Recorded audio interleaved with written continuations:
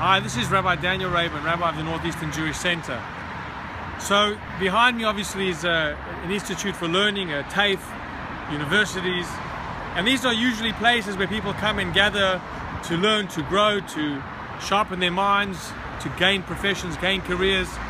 And therefore it was quite disappointing seeing, and actually quite distressing as well, seeing recent coverage that happened in Sydney, where there was a recent talk by a Colonel Kemp giving a talk to Jewish students and other students, and it was rudely and aggressively interrupted by anti-Israel protesters.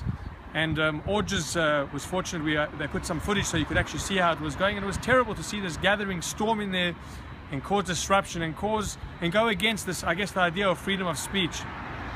And I thought, there's quite a beautiful lesson just from this week's portion. It's a double portion this week with two portions, Vayakel and Pekudei. One which means gathering, one which means taking an accounting. And I thought, perhaps there's a message that's contained just in the names of the portion that's relevant to what I just mentioned. And then that is Vayakel, when there's a gathering, when there's people want to get together to do something, there needs to be a Pekudei, there needs to be an accounting, there needs to be a question, why is this gathering happening?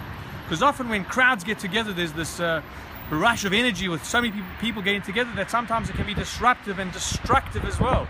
The gathering is not there to build or to create or to do good things.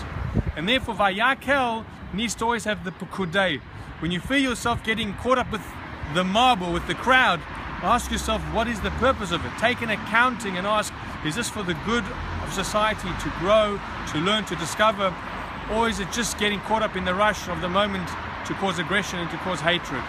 And please God, this message of Vayakel Pekudei will hopefully impact those that are not listening to the message and are gathering just for the sake of destruction, as opposed to for the sake of growing and the sake of causing good in the world. So please God, we can learn from this week's parasha, and hopefully Jewish students across the world, in Australia, in Victoria, and all over, will feel safe that they can learn and study and grow and speak the truth that has to be told. Wishing you and yours a Shabbat Shalom, and see you next week.